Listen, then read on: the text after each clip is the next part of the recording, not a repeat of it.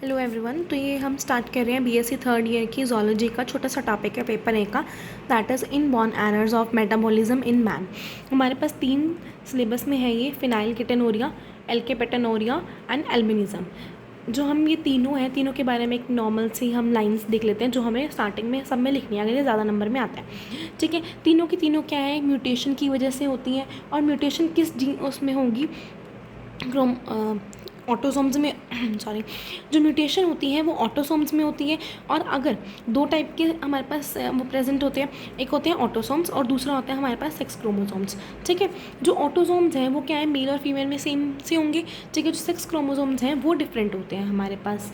ठीक है, अगर ऑटोसोम्स हमारे पास सेम है तो इन ये मेल और फीमेल को दोनों इक्वली अफेक्ट करेगा। ठीक है, अब जो तीनों हैं, अब मुझे ये बताओ, जो फिनाइलकेटोनुरिया होता है ये होता है हमारे पास मेंटल रिटार्डेशन, जो बच्चों में आ जाते हैं, थोड़े से मेंटली हमें वो होते हैं, और इसे हम क्या कहते हैं, ब्लैक यूरिन डिसीज़। एल्बिनिज्म क्या होता है कि पूरा का पूरा वाइट, अगर कोई पर्सन आपने देखा हो ऐसा कि जिसकी आईलैशेस भी वाइट हैं, हेयर भी वाइट है, जो भी उसके पास हेयर है, मतलब उसकी मेलानिन की प्रोडक्शन है जो वो बिल्कुल हो ही नहीं रही है। अगर मेलानिन नहीं प्रोड्यूस होगा आपकी बॉडी में तो क्या होगा, पूरे का पूरा वाइटिश रहेगा।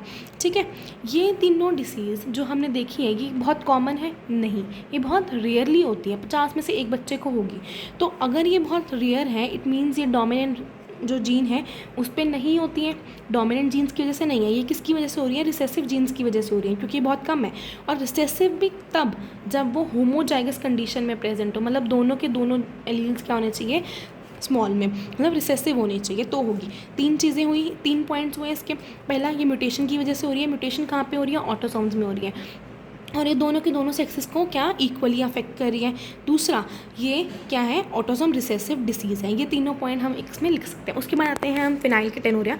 फिनाइलकेटोनुरिया क्या होता है, इनबोर्न एरर होता है, error of metabolism in man. ये किसकी वजह से होता है, मेटाबॉलिज्म की वजह से। ये इसमें क्या होता है, जो PAH जीन होती है हमारी, that is phenyl alanine hydroxylase, इसमें क्या होती है, म्यूटेशन हो जाती है। मैं आपको बार ये वाला चार्ट सा दिखाऊँ, ये देखो, फिनाइल एलानिन हमारी बॉडी में प्रेजेंट होता है। फिनाइल एलानिन में अगर हमारे पास phenylalanine hydroxylase gene present है, ये क्या करता है, इसको टायरोसिन में कन्वर्ट कर देता है। टायरोसिन आगे फर्दर हमारे पास सीरीज ऑफ रिएक्शंस होती हैं, देन आता है हमारे पास एसिडिक एसिड में कन्वर्ट हो जाता है अल्टीमेटली। इट मीन्स जो बॉडी है, मतलब मेटाबॉलिज्म है, वो आपका सही चल रहा है। तो इस केस में क्या होगा, नॉर्मल पर्सन होगा। अब फिनाइल एलानिन है, कोई हमारे पास PAH जीन नहीं है, मतलब फिनाइल एलानिन हाइड्रोक्सिलेज जीन नहीं है, तो वो क्या करेगा, ये कन्वर्ट किस में हो जाएगा, फिनाइल पायरुविक एसिड में, क्योंकि ये जीन क्या करती थी, टायरोसिन में कन्वर्ट करती थी। जब ये टायरोसिन में कन्वर्ट ही नहीं हुआ तो ये किस में कन्वर्ट हो जाएगा, फिनाइल पायरुविक एसिड बनेगा, और ये क्या करेगा, ब्लड में एक्यूमुलेट होगा, मतलब ब्लड में जाएगा। उसके बाद ब्रेन के उस पर ब्रेन में जाएगा, देन उसके बाद CSF में, मतलब सेरिब्रोस्पाइनल फ्लूइड में। उसके बाद क्या होता है कि आपकी जो मेटाबॉलिज्म है अफेक्ट हुआ, पूरा ब्रेन में चला गया, तो क्या आता है हमारे पास, मेंटल रिटार्डेशन हो जाती है, उस पर्सन में थोड़ा सा मेंटली होता है। ठीक है, ये किस में होता है, क्रोमोसोम नंबर 12 में। ये किसकी वजह से होता है, क्योंकि PAH जीन में क्या हो जाती है, म्यूटेशन हो जाती है, और फिनाइल एलानिन को वो क्या कर सकता है, कन्वर्ट नहीं कर पाता। इसको हम प्रिवेंट कर सकते हैं। कैसे प्रिवेंट कर सकते हैं कि अगर at the time of birth अगर हम यूरिन टेस्ट कर लें टू डिटेक्ट डिसऑर्डर, तो फिनाइलकेटोनुरिया चाइल्ड को हम क्या करेंगे, लो फिनाइल एलानिन डाइट पे डाल देंगे। अब फिनाइल एलानिन क्या है हमारे पास, अगर हम लो लेंगे, पहली चीज़ तो हमारे पास जीन नहीं है, हम पूरी लाइफ टाइम उसको जीन ये सप्लाई नहीं करते रहेंगे, इतना हमारे पास है भी नहीं है। ठीक है, तो हम क्या करेंगे, फिनाइल एलानिन को ही नहीं जाने देंगे उसकी बॉडी में, या बहुत कम जाने देंगे। जब कम जाएगा, इसको कन्वर्ट करने की इतनी ज़रूरत ही नहीं होगी, थोड़ा सा होगा ना, तो मेंटल रिटार्डेशन क्या है, बहुत कम होगी उसमें। ठीक है, उसके बाद आते हैं हम सेकेंड अपने उस पर, दैट इज़ एल्केपेटोनुरिया, जिसे हम क्या कहते हैं, ब्लैक यूरिन डिसीज़। काफ़ी रेयर है ये। ठीक है, ये भी क्या है, इनबॉर्न मेटाबॉलिक डिसऑर्डर की वजह से होती है, म्यूटेशन हो जाती है HGD जीन में।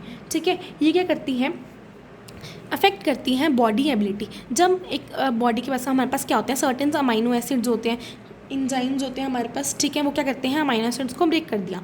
ठीक है, अब अफेक्ट करता है ये body's ability to break down certain amino acid. जब अमाइनो एसिड टूटे नहीं तो वो क्या करेंगे, एक्यूमुलेट होंगे।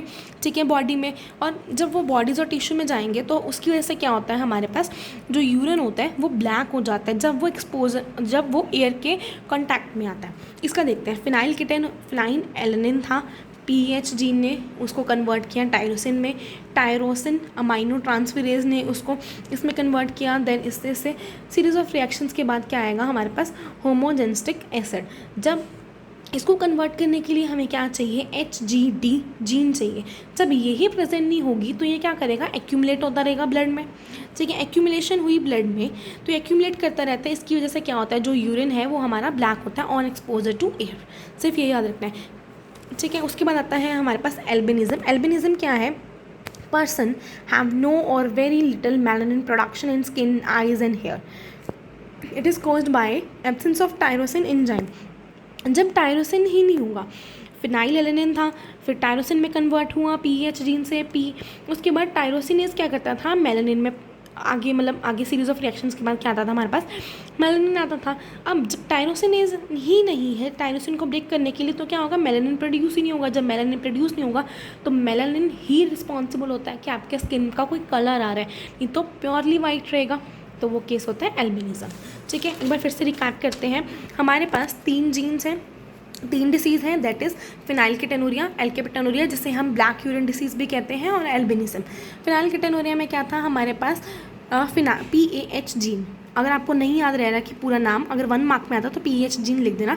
फिनाइल एलेनिन हाइड्रोक्सिलेज जीन है, इसकी डेफिशिएंसी हो जाती है, इसमें म्यूटेशन हो जाती है, ठीक है, इसकी वजह से होती है। और ये क्या है, ऑटोसोमल रिसेसिव डिसऑर्डर है, ठीक है। बोथ सेक्सेस को क्या करेगा, इक्वली अफेक्ट करेगा, ठीक है। जब इसमें म्यूटेशन हुई तो ये कन्वर्ट नहीं करेगा फिनाइल एलेनिन को टायरोसिन में, बस इतना ही है इसमें, ठीक है। और इसका कॉज क्या है, मतलब क्या कॉज करता है, ये मेंटल रिटार्डेशन कॉज करता है। देन आते हैं black urine disease. Black urine disease किसकी वजह से हो रही है, क्योंकि अमाइनो एसिड ब्रेकडाउन नहीं हो रहा है हमारी बॉडी में, और उसकी वजह से क्या हो रहा है, हमारा जो यूरिन है क्या होगा, वो on exposure to air black हो जाएगा। एल्बिनिज्म क्या है, फिनाइल एलेनिन टायरोसिन में कन्वर्ट हुआ, टायरोसिन आगे मेलानिन में कन्वर्ट नहीं हुआ, क्योंकि टायरोसिनेज में क्या होगी, एंजाइम में क्या होगी, म्यूटेशन होगी, और वो एब्सेंट हुआ तो मेलानिन प्रोड्यूस नहीं हुआ, मेलानिन प्रोड्यूस नहीं हुआ तो ऑल बॉडी के जितने भी हेयर्स होंगे कि वो क्या होंगे, आपके वाइट होंगे। That's it with this.